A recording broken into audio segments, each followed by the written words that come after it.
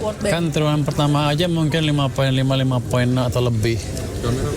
Berarti World Bank menghitung kita mau resesi, turun ke bawah sekali setelah itu kan. Kalau rata-ratanya ke 4,6. Saya pikir World Bank salah hitung.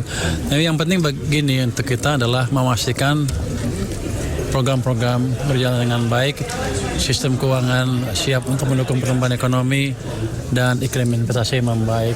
Saya pikir dengan usaha seperti itu nanti juga pertumbuhan ekonomi akan berbalik lagi. Saya yakin World Bank hitung itu karena dampak harga minyak tinggi kan. Sindo Sore masih akan menyajikan sejumlah informasi menarik. Tetaplah bersama kami. Usai jeda berikut kami kembali.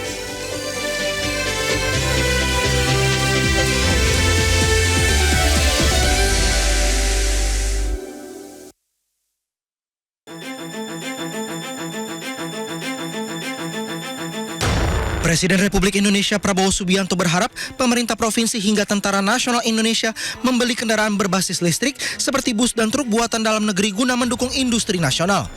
Permintaan itu disampaikan seiring dengan berkembangnya kemampuan Indonesia dalam memproduksi kendaraan komersial. Sebelumnya Prabowo juga mengapresiasi sejumlah pemerintah daerah yang lebih dulu telah memesan kendaraan listrik seperti Pemprov Jawa Tengah serta Pemprov Jakarta melalui layanan Transjakarta. Kita harapkan dari Pemprov lain juga akan berpihak dan membeli produk bangsa kita sendiri di seluruh tanah air, ya. Menseknek catat itu gubernur-gubernur yang tidak pesan produk dalam negeri, bus dan truk dan sebagainya.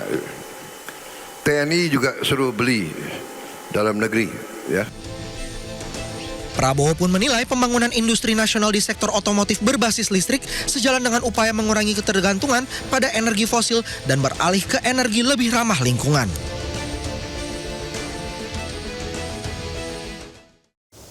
Harga kedelai tak menunjukkan tanda-tanda turun. Perajin tempe mengeluh karena pengeluaran membengkak dan keuntungan semakin menurun.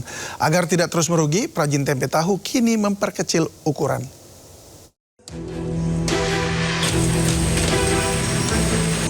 Di tengah harga kedelai yang terus naik, perajin tempe tahu di kawasan Sukomanunggal, Surabaya terus menjalankan produksi.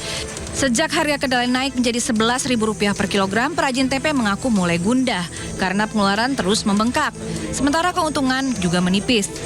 Salah satu perajin setiap hari membutuhkan kedelai hingga 550 kg. Sehingga agar tetap bisa berjualan, ia kini memperkecil ukuran tempe dan tahu yang ia produksi. Di Kota Parepare, Sulawesi Selatan, lonjakan harga kedelai membuat produsen harus memutar otak agar usaha mereka tetap bertahan. Tidak hanya kedelai, harga plastik juga turut melambung dari Rp270.000 menjadi Rp390.000 per bal. Meski keuntungan menipis, perajin tetap harus bertahan dengan harga lama. Dari Surabaya dan Parepare, Nur Safei, Erwin Eka, iNews melaporkan. Menteri Keuangan Republik Indonesia Purbaya Yudi Sadewa menyebutkan Bank Dunia keliru dalam menghitung proyeksi pertumbuhan ekonomi Indonesia di tahun 2026. Dia pun menegaskan pemerintah terus memastikan program-program terus berjalan dan sistem keuangan siap untuk mendukung pertumbuhan ekonomi.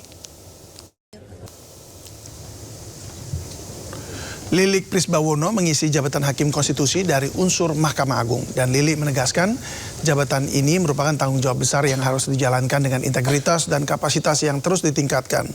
Dalam menjalankan tugasnya ke depan, ia menyebut tidak ada penugasan khusus yang diberikan. Posisi yang diemban merupakan murni sebagai pengganti Anwar Usman yang sudah 15 tahun mengabdi.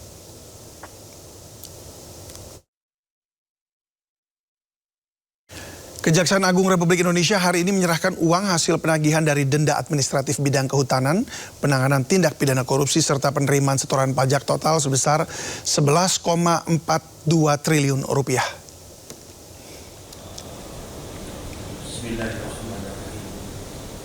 Ya, ini dinding merah putih di belakang yang Anda lihat ini adalah tumpukan uang, pemirsa.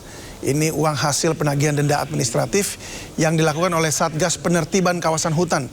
Jumlahnya tidak tanggung-tanggung, mencapai 7,23 triliun rupiah. Selain itu ada PNBP dari penanganan tindak pidana korupsi yang ditangani Kejaksaan Agung sebesar 1,96 triliun rupiah, serta penerimaan setoran pajak senilai 967,7 miliar rupiah. Total penyelamatan uang negara yang kedua ini mencapai 11,42 triliun rupiah. Dan ini merupakan yang kedua kalinya Kejagung menyetorkan hasil Satgas PKH. Sementara itu Satgas PKH berhasil melakukan penguasaan kembali kawasan hutan seluas 5,8 juta hektar dan 10.000 lebih hektar kawasan pertambangan. Sebesar 11 triliun 420 miliar 104 juta 815.858 rupiah. Saudara-saudara sekalian, ini adalah sebuah kehormatan dan kebahagiaan bagi saya bahwa hal ini terjadi berkali-kali di dalam pemerintahan yang saya pimpin baru 1,5 tahun ini.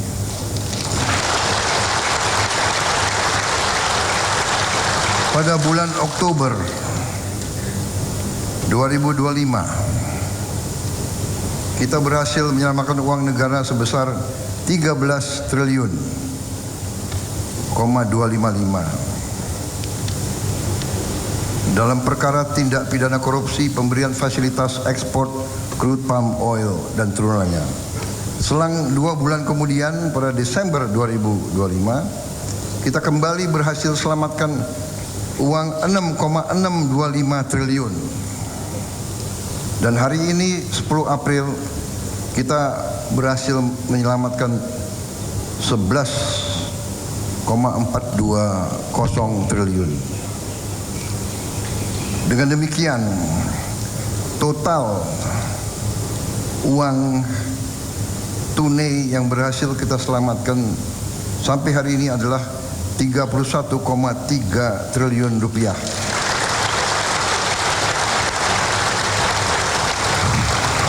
Ini angka yang sangat besar.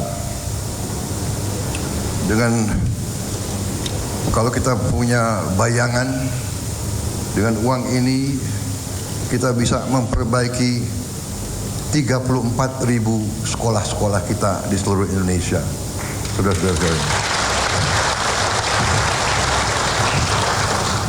tahun yang lalu kita baru berhasil memperbaiki 17.000 sekolah.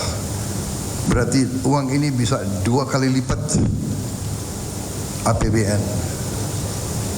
Yang mana sekolah-sekolah berbelas tahun tidak mengalami perbaikan. Bisa juga dibayangkan kalau membantu renovasi rumah untuk rakyat berpenghasilan rendah, ini dapat memperbaiki 500.000 rumah lebih. Berarti bisa memberi manfaat kepada 2 juta rakyat kita berpenghasilan rendah. Bayangkan kalau tidak kita selamatkan, kalau tidak Satgas PKH bekerja dengan baik.